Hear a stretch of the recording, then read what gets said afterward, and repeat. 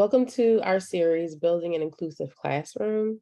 Today, we're going to be focused on discussing culturally responsive and culturally sustaining pedagogies. My name is Jahari Sykes-Ratliff, and I will be presenting with. I'm Dr. Carrie Cormier.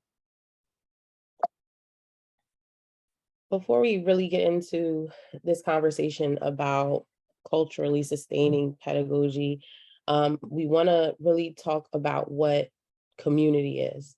So when you look at your classroom, essentially it's synonymous with community.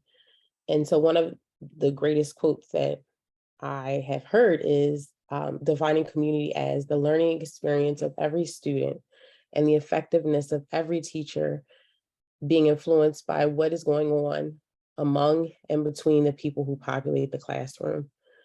So there are like keywords that stand out to me: learning experience, student is always at the core of what we do, the effectiveness of the teacher, and the communication and interactions between everyone in the classroom, not just from teacher to student, but also student to student and student to teacher. So in looking at the community, there are core elements, two of which are connectedness and learning. And you'll see around them there are other bubbles. And these dimensions help to define community. The spirit of community is a membership and a bond formed between all of the learners in the classroom to nurture one another and challenge each other. And then there has to be a level of a safe space to say, I can challenge you and I can be challenged. And if I'm wrong, it's okay. The community helps to also develop and build trust, which is the development of the ability to rely on one another and displaying confidence and credibility.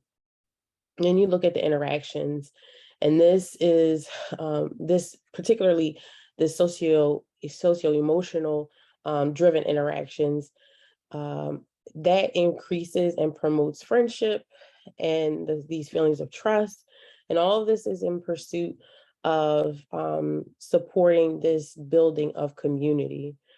So there is a really nice video we'd like to show you, which is really demonstrating the relationships that should exist, which are, again, the core and foundational to creating this positive classroom environment that we're seeking to do. So we're going to play this video. You had so much to offer your student. You're tired. What's going on? Strong relationships are central to the learning process.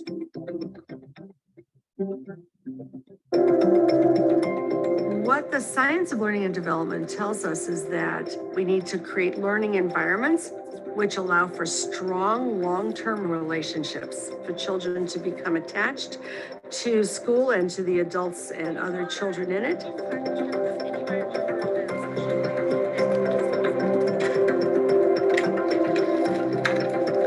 When children have experiences of closeness and consistency and trust, oxytocin is released. Oxytocin has many, many positive effects on the development of the brain. So when we think about a relationship, we're not just talking about being nice to a child. We're talking about a child having an experience of attunement and trust strong enough to release the hormone oxytocin.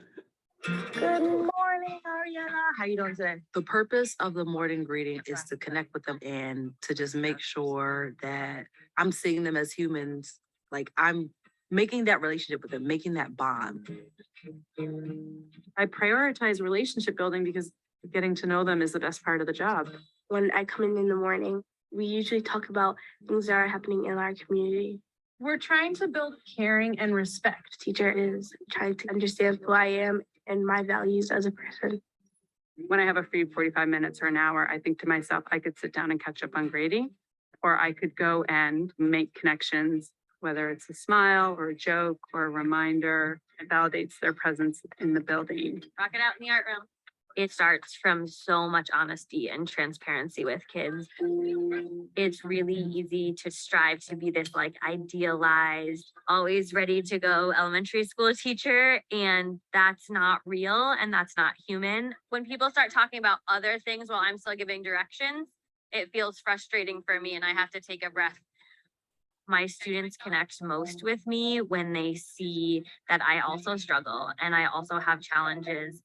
It takes a lot of vulnerability on my part. When that student knows that you care about them, when they know that you're a human, their academic performance in your class is going to be better. If I'm comfortable around them, then I'm more confident around them and it's easier to ask questions and things like that. So when you're looking at this graph, what is it that you think happened? Some teachers I don't always get along with the best. So then sometimes I'm like, I can't do it. So I'm just not gonna do it. But when I like the teacher, I want to do their work. I'll be like, I can learn this. You all have done outstanding work. Emotion and learning are completely connected. If you're in a positive emotional space, if you feel good about yourself, your teacher, that actually opens up the opportunity for more learning. Good to see.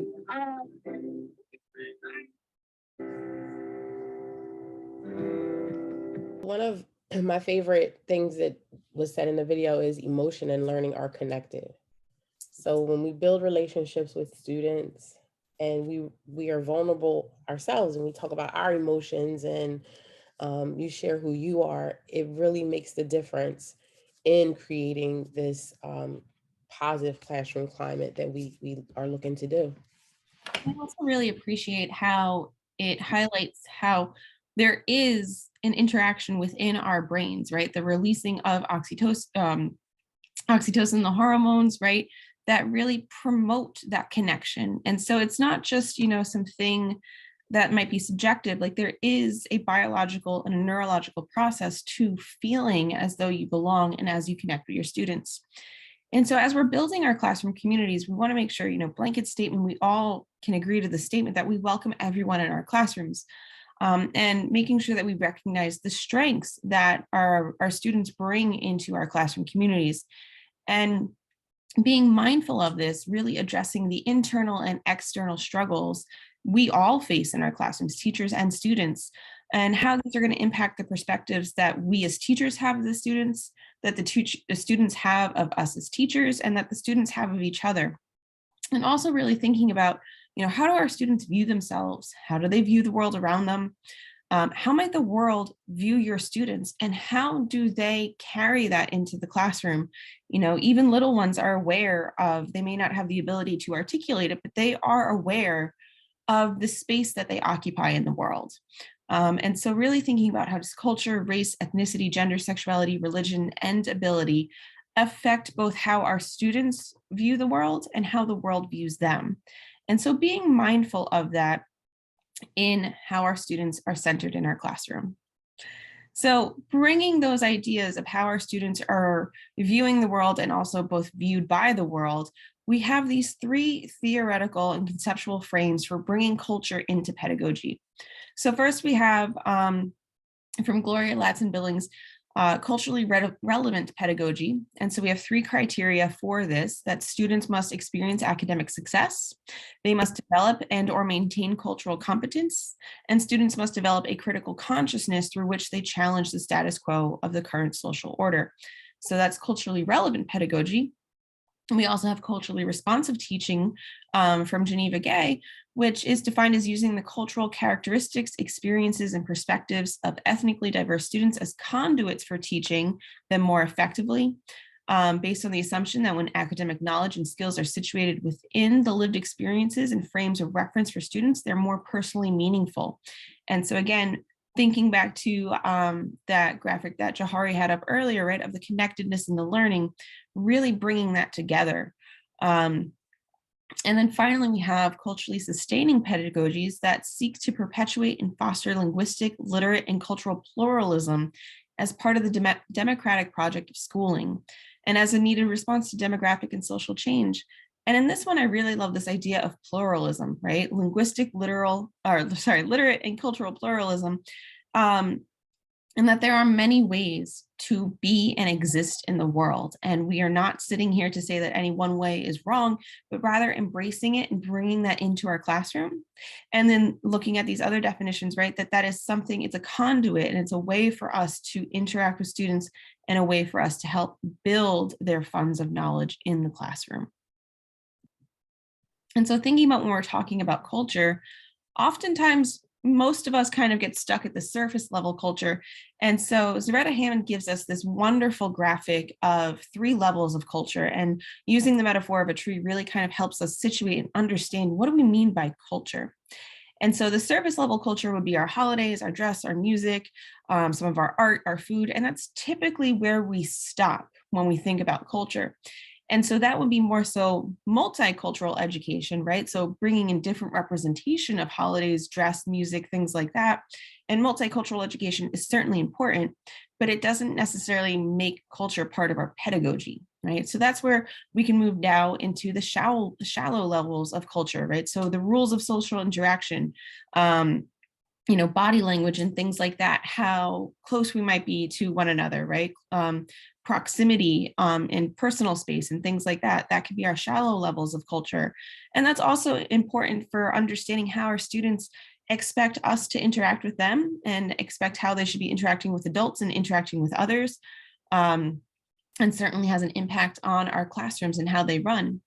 And then we get into the deep levels of culture, which is the roots that really kind of make this foundation and ground us in our beliefs of the world. So those are our worldviews, our concepts of rewards and threats, our mental models and schema, and the impact of learning. And so some of the other things you'll see is like the decision-making process, the concept of self. Am I an independent individual or am I part of a community? And my focus is more so on being part of the community or being an individual. Do I need to defer to other people to help me make my decisions, or can I make my decisions independently? So concepts like that are really important to dig into, because we might expect a student like to just go and be independent, but they come from, a place and a space where we need to be part of a community. And, it's this group effort that is more important.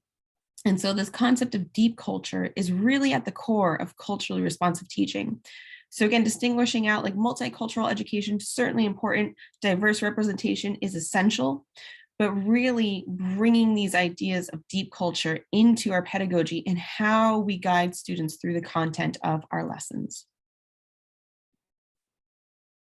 And so these are some references if you would like to do some more explanation. In our next video, we will go into more of the practice, whereas in this one, we covered a lot of the theory, so you understand the why of culturally responsive teaching. And so in the next video in this series, we will talk about how do I put this into practice.